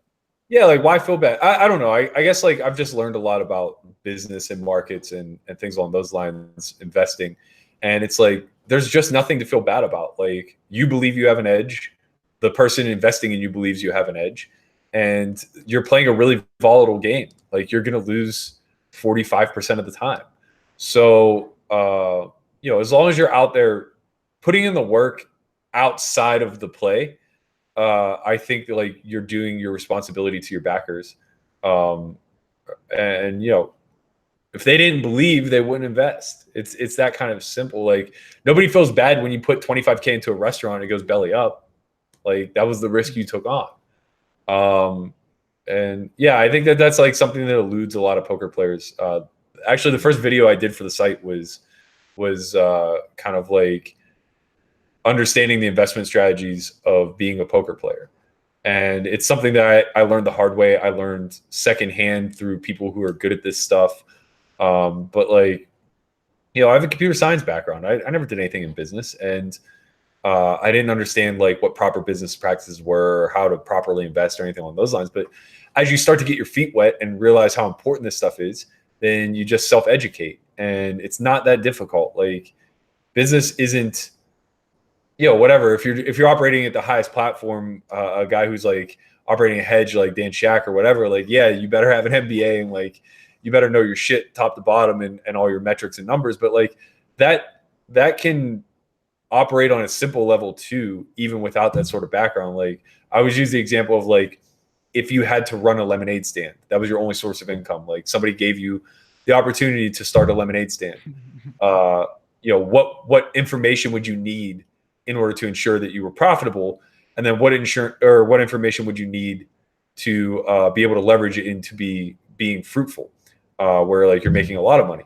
And it's simple stuff, right? It's understanding the market, understanding where money comes from, or in poker sense, where EV's derived. It's understanding like who your best customers are and how to properly sell to them. Just, very simple business tactics that can make you a much better poker player. And it's the same thing when people are investing in you. It's like they're the sharks from Shark Tank, and they believe in your product or ability or whatever the case may be. So now all you have to do is do right by them and invest that money appropriately. I like that quite. What would you do if you had a lemonade stand? That sounds like a great. What would you do, Matt? If you had open a lemonade stand, what would you do? First, I would find the best available corner that had the highest traffic, And then from there, I would try to like formulate a business plan to scale, just see how I could hire a group of high school kids to run my lemonade stands and what the margin would be on the back end once I paid them out and accounted for the fact that they were going to steal from me. They're definitely they're probably going to, yeah. I mean, all cash businesses, like you almost have to certainly assume that employees are going to skim 10 to 20%. It's just like a fixed risk of the business when you're operating in all cash. And I think that's something else that like a lot of people overlook in the poker community. It's like you shouldn't deal with people who you think are suspect that may potentially steal, but you should also like factor that into your risk, right? Like, can you beat that sort of rake if it were to take place? Because like if it does and you find out, you really have no retribution other than to soil their name. So like just take on preventative measure and make sure that their edge is bigger than the amount they may potentially skim off the top. Yeah, I feel like this is something that isn't talked about very often in the poker world, Matt, and that's the idea of the overselling, the taking money and whatever, like, kind of things like that, the skimming money. It's very fascinating because I heard some couple stories, whether true or not true about certain people. There was one person I heard about sold a few $100% in a tournament, just busted the tournament pretty quickly, and then I guess like I don't want to get into that story because I don't know what's true, what's not true for that. But and I heard that and I was like, first of all, I never thought about this because I never really thought about tournament world staking or that. But I was like, God, this much happens so much. Yeah. Like how, I mean, it has to. I How think would it's it gotten a not? lot If you're like against the wall, if you're struggling, you're like, well, I can make an extra $3K here by selling 300% for a $1,500 event. Like, and I don't know, how do you stop that? How do you prevent that? I don't think there's an actual way to stop it or prevent it. And then it kind of does go down. I mean, maybe there is. What do you think? Yeah. I mean, it's like two things, right? Like first you need to be dealing with morally responsible people. And that's always kind of hard, but it's something that I think that we can kind of have a decent understanding for, like who to trust, who not to trust type of thing. But then secondly, it's like the more educated the market becomes on business practices, the less likely they are to steal. Because if you force somebody to understand where they're making money and they truly do believe that it's through playing the game, right? They would understand then that short-term 3K that they're about to steal isn't worth near the amount of opportunities that they're foregoing by scorning the community. Now, the problem is the community as a whole is way too forgiving and way too hush-hush about this type of shit. When somebody gets caught and then they choose to pay back because they've been publicly scorned, that person should still be absolutely ostracized moving forward. There's no way that they should ever have the Scarlet A removed from their chest. They've demonstrated immoral business practices, and it's something that should absolutely be condemned by the community. There is no second chance from that.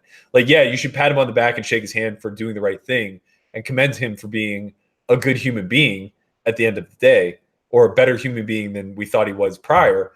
But that doesn't mean he deserves a second chance or an opportunity in this game to further, because now there is no retribution to taking on immoral acts, right? It's like, if you can do it, get caught, and then still effectively get away with it, well, we're the pieces of shit then, not him, because we're facilitating this type of behavior. How much do you think of that behavior happens in poker? Probably less now than a decade ago. People are smarter. People are much more in tune through social media, and people are doing a lot more due diligence in checking this stuff.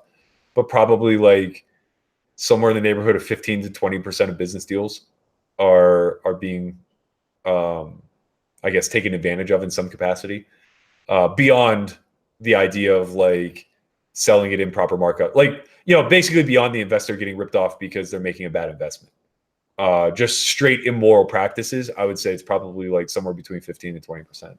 It's interesting. It's interesting to kind of see how the poker world's evolving, and how, when I think about poker world, I think of like the game of poker, the game of gambling's always been like, we glorified the angle shooters, we glorified the hustlers, the guys who took advantage. Like, these are the kind of guys you think about the back, like the Doyle Brunson. You think like when Doyle Brunson hears some of these stories, he's probably I imagine he is laughing inside hysterically. He's like, God, can they imagine? Like, if these people knew what used to happen back in the 70s and 80s and 90s and these home games and these kind of things like that. And I think, to me, when I think about poker, it's such a hustle of a game. Like that's how you hustle. You're hustling in some capacity. You're hustling the weaker players. You're hustling that. And I guess it's kind of funny to like, or just a fascinating thing to hear that, because a lot of people, I think they want poker to be this sort of pure industry and pure game, but it's not a pure game at all. There is a lot of stuff that happens that's going to keep happening. And there's a lot of stuff that happens behind closed doors off social media that we're never going to hear about and we're never going to know about. And I don't know, I just find that whole sort of balance, and this is something I actually didn't really know about when I was just playing online until I started really talking to a lot more people and doing the podcast and traveling more and seeing what else is out there and kind of just seeing the degree of what exactly goes down out there behind the scenes. And I don't know, I just find that whole balance and blend of things fascinating. I mean, it's probably not that far off from traditional business. You know, I would imagine that there is roughly a 10 to 20% immoral business practice rate, be it the finance world, real estate, you know, whatever, the startup industries, venture capital, all that stuff. I mean, it's, you know, capitalism is to some degree, when it's in its non-purest form, right? When you insert the greed of human nature, it's cannibalistic, man. Like the weak get eaten alive. And just look at things like MLM marketing or multi-level marketing, right? Like, you know, in theory, it's a fine business practice, but in practice, the greed of humans just turn it into pyramid schemes 100% of the time. There are almost no multi-level marketing campaigns that are actually fair to the bottom, right? It's usually like they are feeding off of the bottom, and even like to some degree the middle, and funneling all the money to the top. Like it's just a straight pyramid scheme. But the concept behind multi-level marketing is that every level is taken care of. You know, work in equates to money out, and like just because you're on the bottom tier doesn't mean that you're taken advantage of. Like you should be able to just like do your job and make a lower wage than the levels above you. But in practice, that's just not what happens, because the people at the top are very cannibalistic, and that's probably how they got there. I mean, I think that's the biggest thing I've learned this year from really looking into how business works in this industry and other industries is that there's a lot of that practice that seems to happen. And a lot of the people who, it just seems like there's not many, the straight people that end up making it to the top in a lot of different things. And there's a lot of corruption. There's a lot of out of line activity. There's a lot of this behavior that is pretty standard in a lot of different areas. And these are people that are glorified as the top businessmen or the top thinkers and stuff like that. And just kind of find that all very interesting, just to kind of see exactly, you know, how that all works out and how people perceive people to be this or be that, or if, you know, certain people, like, I mean, we could take someone like, never mind. Let's not go there, but I don't know. I just find, No, go ahead. Get your bang bangs in, man. No, there's no bang bangs to really give out there. I just think about someone like, just think about some of these guys that are business guys now, they're in their 40s and 50s that are very successful, that are millionaires or whatever. And they openly talk about some things that maybe they did when they were younger that were out of line now, but like they did these things to get to this point, and now they've turned to this person who's a forward thinker, who's a community leader, who's someone that people respect or listen to when they talk about the things they did out of line in the past. And then it's like, well, then how should those people be perceived, and how should people think about those people? And you know, like, do they like that's sort of something I'm trying to figure out as well. Is does that stuff matter? Do people go past that? And I don't know. What do you kind of think about that? I mean, I think it's important to be able to forgive. I think it's important for people who are transparent enough and vulnerable enough to put their mistakes and past transgressions out there to be able to, you know, kind of not be judged for the former version of themselves, but be judged on their current version. But like that being said, like, you know, when you fuck up, there should be some sort of like penalty or cost to it. Yeah, I don't know. I mean, like, you know, I'm not the moral police. It's not my job to basically say like, you know, if you lied or cheated or stole or whatever in the past, you're just an awful human being from now until the end of time. But it's also not my place to just give a pass on that kind of stuff either. I think like, you know, you just throw it out there and you let people decide for themselves. And, you know, whatever. I mean, everybody has their own opinions, man. It's like the majority of the people think, or maybe not the majority of people, but I get a lot of feedback that like I'm a cold-hearted asshole who like is just unapproachable and arrogant. Like I hear the word arrogant so much thrown at me, and it's just like it is what it is. It's a shallow judgment based on the way that we put ourselves out there in this technological world where everybody has some level of access to us, but like the layers just aren't very clear. And like people just don't get it. Like you're making a vlog, like you're effectively you're cultivating a WWE personality. You're not necessarily putting the entirety of yourself out there. And I think this is kind of like what you were alluding to a little bit the other day when you were on your rant. Like people know Poppy, people know you, the podcaster, but like how many of these people have actually sat down and like had an intellectual conversation with you? How many of these people like understand that maybe when you're the interviewer, you're not necessarily leading with your deepest, most inner thoughts, and you're not necessarily like divulging the depths of the type of person you are, but you're more so trying to draw that out of your subject, right? So it's like maybe everybody just thinks you're a fuckboy bro, but like that's just based on an image that's being cultivated by this limited amount of a platform that you've kind of been elevated to. There's layers though, even if that is you, there's still layers. There's still a lot that nobody's going to know, and people are going to judge off of this, and like whatever, you just got to be thick-skinned about it. Like you can't really give a shit the second that you decide that you're going to be in the public eye in any capacity. The only time I think it gets annoying is whenever you're out there in other forms and it just gets like ignored. Like my backstory is not a secret. I did a doc on it. I wrote a blog about, or like I wrote a blog series about it, whatever. So it's like when people call me like an arrogant rich douche or something along those lines, it's just like I just roll my eyes so hard where it's like, man, if only you knew the amount of government cheese and like peanut butter and sugar sandwiches I was eating because like all we had was condiments and bread. Like you don't know what it's like to eat a ketchup sandwich for dinner, man. Like don't give me shit about like where I landed in this world. But again, it's just like that's who we are. That's what we chose to be, and it should probably be for the greater good. Like I don't want to speak for you, but it's like I have a vision of like where I want to help take this community and beyond, like what I want to be able to contribute beyond the poker realm, and whatever, like you're gonna get called an asshole along the way. People hate Elon Musk. Like what a ridiculous thing. They do. That's what I was actually, that's like I don't know if I talked about that today, but that's something I noticed. Like people like really, the backlash is huge. They hate him. It's just like, goddamn, if this guy's getting hated, like I'm going to get hated for sure. Yeah. And this guy's trying to put life on Mars, different country, trying to do all these things for the world and change them for what he perceives as the better. And he gets so much hatred and backlash and negativity thrown his way too. I was like, I don't even know how, I mean, it's just, I don't know. Start thinking about what's the point or what's this or what's that. And yeah, it's a lot of the, Elon Musk is what finally took you to the breaking point. That's why you went on a rant. No, it wasn't Elon Musk. It was something else outside of that. But it's just all these things I think about. I don't know, man. It's just I think just like reading these comments that people said about Men the Master and Armenian Mike. I was like, God damn, man, this is just like a little fucked up world, because I think people just act like they're always in line, they're always perfect and stuff like that. When a lot of us aren't perfect, we're not in line, like we all fuck up too. And to call this other person like this biggest fuck up of all time when we're cheating on our spouse or we're cheating at our job and we're cutting corners and we're saying we did this and did that. Like, why is it? But that's okay to do it. But then this guy can't do that. It's like, well, I don't know, man. And I know a lot of people that fall into that category who do things and then they talk. I mean, it's just like they look down on other people for doing them too or whatever. And then it's just sort of like, I don't know. I'm just trying to figure out this whole thing and how I think about it. And yeah, I think like the real thing is that when you put yourself out there, you're hoping it'll drive a conversation.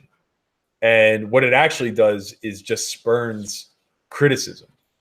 And like, whatever, be critical. That's your God-given right. Have an opinion. I'd much prefer that over just being a silent lamb who follows the shepherd, right? But at the end of the day, it's like, what are you hoping to accomplish when you call someone a piece of shit in the chat or in a comment or whatever? It's like, I don't know. I feel like social media and millennials as a whole have gotten like this really bad rap where they're not only not contributing to society, but they're going to be the downfall of everything else.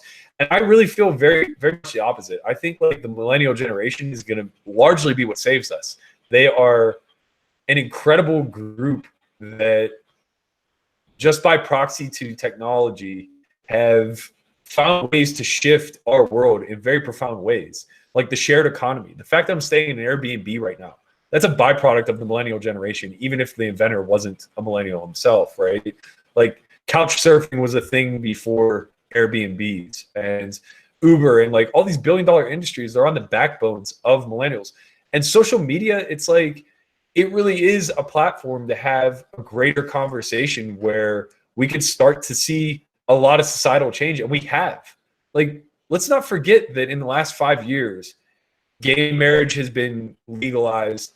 We've seen a lot of reform in the transgender world. Like, yes, there are still problems out there and we're still shining lights on them. But like, let's just look at the grand scheme of things, of how far it's moved in the last decade, the last 5 years even, right? It's moving at a rapid pace. And the tolerance is still very low for those that are left behind. But just understand human nature as a whole, right? Like, there are going to be resistors, especially like as you get generations past, right? Like when you get to Generation X, yeah, they're going to be a little bit resistant, but they're close enough in age where like they can get on board eventually when they see the social implementation of it. But when you start talking about like the baby boomer generation, like they don't want to hear about gay marriage and all of these things that were taboo to their entire generation for decades upon decades. So like, yeah, they're going to resist, and yeah, they're going to be bigoted, and all we can do is hope to not elect one. But unfortunately, like, we did. So do a better job, right? It's like the younger generations have to vote more. They have to get out on these social platforms and start utilizing them for a global conversation where, you know, we actually do start to identify where lies in this human race and allow them the speaking privileges out there.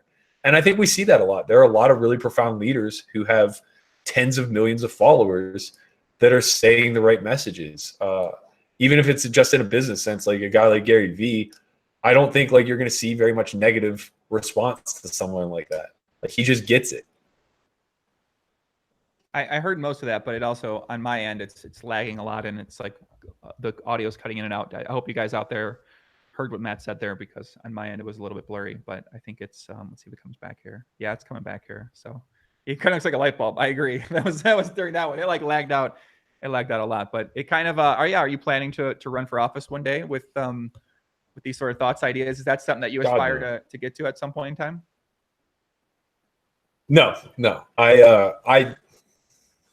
I would have a very difficult time being a part of any sort of system that I think is that broken.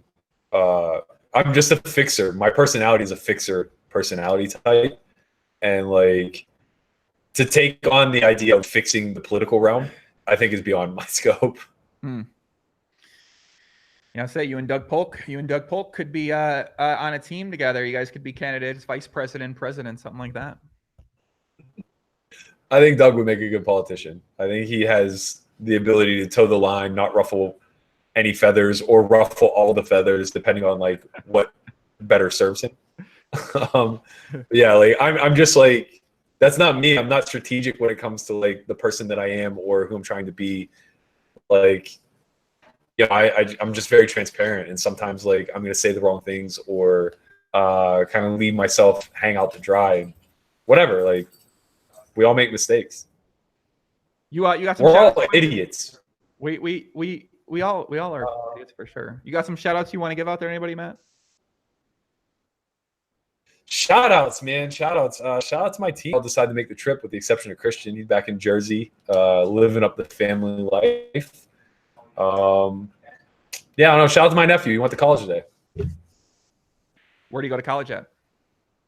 Duquesne University in Pittsburgh. Okay. How old is he? 19. He took a gap year. He actually stayed with me for a year out in Vegas. Yeah, exactly. Is he playing sports over there too? Yeah, he's playing ice hockey. Playing ice hockey. Okay. This lag. I'm going on lag. Nothing tilts me like a lag, guys. And I'm going on a little bit of lag tilt right now, so I'm going to give some shout outs. Try to get off lag. Good on my end. What'd you say? I said it's good on my end, and I thought my internet would be the bad one. Yeah, it's just your end's just lagging a little bit on my end for me. Your audio a little bit, but hopefully it's not for other people out there. I gotta give some shout outs, Matt. I'm getting fired up here. Who do we got in the chat right now? Anthony Colavita. What's up, Anthony? What's happening, brother? Who else we got? Nick, Paul, Borgin, Zachary Berry, Brandon H. Sasha's in the chat. Kim Jung, Sasha's out there. Alan Woodfield in the chat. Chips to Coins. What's up, Chips to Coins? What's happening? I saw Feldman in there earlier. Johnny Vibes is out there in the chat. Tim Oyen, Glazed 420, Aaron Hawley, Christian's in the chat too. Christian Soto. What's up, Christian? What's happening, Big Poppy? Mitch is in there. It's going to be a great summer. I agree. Prop bet. If you haven't checked the music video, check it out. It's going to be a great summer music video starring Gus Hansen and a cast of characters from the Hoka world. Fernando Santiago. What's up, Fernando? Adam Porter. Orbital. Julio Jimenez. Use your Spanish to give a shout out to my girl, Vera. What's up, Vera? Hola, colamos a caramolacita, mamacita. Hola, la, mami. Mucho bonita. Ay, ay, ay. Ay, ay, ay. Big Papi over here. You know me, baby. Quesadilla. Noob Neil in the chat. Fortnite Elite Gaming. What's up, Fortnite Elite Gaming? DJ Lauren Malvo. Brendan Rogers. What up, Big B? What's up, Brendan? Kush Strain. Lou Clan. What's up, guys? What's going on? Let's get some questions from the chat out here. And so you got planned out there? You're gonna be there for a couple weeks? You said 2 weeks, and then you come back to Vegas, getting back after it, or what? Yeah, I'm staying till September 3rd. Then I'm just gonna come back a new man, I guess. So stay until September 3rd, coming back a new man. What's the plan when you get back? We got Poker Masters here in town. We have a couple of the events. Are you going to play any of those? Are you going to be playing cash games and then focusing on content? What's the plan when you come back here? I think there's a couple 10Ks for the Poker Masters that I'll probably play. I think there's a 10K short deck that would be a good place to practice. And then, yeah, I'm just going to like dive into cash, make a lot of content, see what the hell happens. Basically, between now and November, I'm just going to be in Vegas. So I'm going to take care of some shit. Now in November in Vegas, taking care of some shit. Will there be more YouTube content going out there for you guys? Probably not. We're just spread so thin. Yeah. You know, our production crew is only 3 guys. So like we're putting out 6 videos a week on the sub site. It's just hard. I wanted to do a weekly piece of content on YouTube, like every Sunday. And we may get back to that at some point, but you know, it's just really difficult to justify. It's expensive, and we never really grew that market the way I'd hoped. Like our last ditch effort was the Results May Vary vlog this summer, which like I was so happy with. I thought it was like one of the best things that we've done. And I mean, every video averages like 10,000 views. So it's just kind of like, nobody's watching.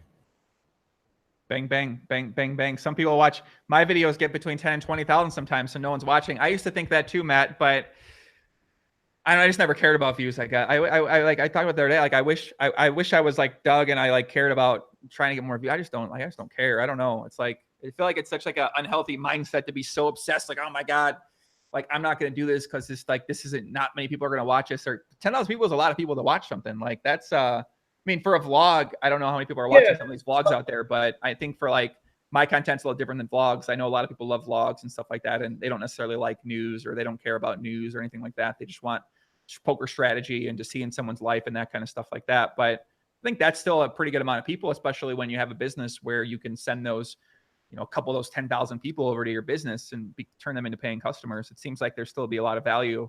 Yeah, I mean, to do that. I mean, I'm not really complaining like with what we did on YouTube, and we made a very conscious decision to kind of keep it organic and not pour a lot of money into advertising there or to creating too much content. Like basically, like I think Doug's strategy was really good for what he does. You know, pour a lot into YouTube, funnel them to Upswing, and it works out really well. He's a public figure in this industry, and he has a really large following. So like social is a great platform for him to create that funnel effect. I think I'm probably too polarizing for that to ever happen. I don't think I can curate an audience of 100,000 people. So I always knew that. I always knew I was going to be more niche. And our idea was like, instead of pouring ourselves into the free platform of YouTube, let's just kind of put out really good content on YouTube, see if we can cultivate a small community there, and then pour ourselves into this subscription site instead, where we can provide way, way more value, and actually like turn our attention to doing something that gives us some sort of return. You know, a lot of what makes our YouTube content good is the production team, and they're expensive.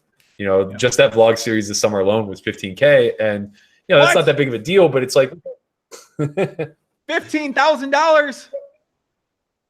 Watch it. It's highly produced, man. It's basically a TV show. $15,000. Holy fuck. I mean, 15. you know, that's only 2K an app. That's not that bad. What are you talking about? That seems insane. 15,000. Oh my god, I can't imagine. No, I mean, honestly, that's crazy. I mean, honestly, it's like it's so cheap for what they do. Like they spend hundreds of hours. Like, you know, they basically put out a show for an entire summer. It's 15,000. No wonder why. I mean, I want more than 10,000 people watching if I'm spending $15,000 on a show. Holy shit! Listen, now I gotta take that back. Yeah. If I was spending $15,000, I would want more than 10,000 people to watch my stuff. 100%. right. That's true. Or you would want to put it behind the paywall and have them pick up some of that tab for you. Exactly. Listen, guys, please go watch Berkey's videos on YouTube. For love of fucking God, we got to make back this 15K. God damn. Please go sign up for solve4y.tv. 3 different packages out there. Content updated on the regular. Learn from top cash game players. Are any top tournament players in this thing, Matt, or is it all cash game players? Yeah, I play tournaments. Jordan was a crusher online, Jai Master 11. He played a lot of tournaments. He still does pretty well live. We all dabble, you know. It's like, especially now that I mostly only play the big game, I'm probably playing more tournaments now than I ever have, just due to convenience and availability. Yeah. You know, I'm the slouch. I got 4 million in earnings. Who doesn't have $1 million in earnings at this point in time? Listen, if you're a tournament player, $1 million in earnings at this point in time, 4 million, buddy. 4 million. 4 million. What's the difference to me? It's all the same to me at this point in time. Bottom of won 40 million this year. Okay, like I don't know. No, you're right. Yeah, but I had all of myself with these. Wait, you're saying Bono didn't have all of himself when he won 40 million this year? Probably not. Probably not. Yeah. People saying he needs a new webcam. I agree. We're gonna have to wrap things up a little bit here because the lag is getting a little bit here, and we are at 2 hours, so I'd probably let this one go about 5 hours, something like that. But we'll catch up with Matt when he gets back to town. We'll catch up in a couple months, see how poker's going with him, see how the Poker Masters goes with him. If you guys want to follow Matt, check him out on Instagram and on Twitter. It's at Berkey11. I'll put a link in the description right now. If you want to check out his website, it's solve4y.tv.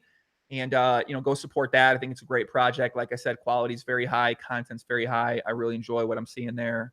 And yeah, if you guys have any questions about anything you said, leave us a comment, leave us something in the chat. You can ask them on Twitter, ask them on social media. Will you respond, Matt? If they message you, will you respond to them? I don't know if I should put this out publicly, but I literally respond to 100% of people. You respond to 100% of people? Pretty much, yeah. It's really bad practice. Damn. I mean, outside of like people who just like message me as a troll, but like, yeah. Well, that's, I can't imagine that. I tried that for the first couple of years and then I got overwhelmed and now I want to respond more. But in terms of podcasts, guys, we got my man Charlie Carroll coming up here pretty soon, the Mr. Bankroll Challenge. He said, fuck GTO. I said, we got to do a podcast talk about this. So we're going to have him on. Nick Petrangelo plays high stakes tournaments. He'll be on here very soon. Rob Young, who is maybe the owner of Party Poker or in charge of Party Poker, who's the guy that makes a lot of decisions at Party Poker. He'll be on there. And Eric Holreiser going to be coming on the podcast, Poker Stars executive, who is in charge of the public relations on there. That'll be a very interesting one too. We got Negreanu coming on when he gets back from Barcelona. And we got a lot of extra things lined up here. We have some fun guests coming up. Stay tuned, guys. And that's it. Matt, any last parting words you want to give to the people? Give them some implementable advice they can put in their work today to have a better day and have a better summer, to have a better year, to have a better day. Create objectives. Have very understanding of what you want to achieve before you start to put in the work. and you'll be fine. Also, the link is tv.solveforwhyacademy.com. Are you fucking for real? I've been saying this thing the wrong the entire time. Yeah. Why was it a solveforwhy.tv? Are you kidding me? Right? I'm tilted. What is it? It's TV. I think we own solveforwhy.tv, but we haven't redirected it yet. Why the fuck did I think it's solveforwhy.tv? I'm tilted now. So it's It should be tv.solveforwhy. What? What is it? tv.solveforwhyacademy.com. What the? Listen, Google solve for why. All right, listen. If you can't find the damn site, you Google solve for why. Yeah. It'll be one of the. It'll be the first fucking link. Okay, get out there, check it out, support my man, and that's it. That's what we got. Much love, everybody. Take care. A lot of good comments. A lot of good everything. Peace out. Thumbs up if you like the video. Thumbs down if you hate it. And that's it. Peace.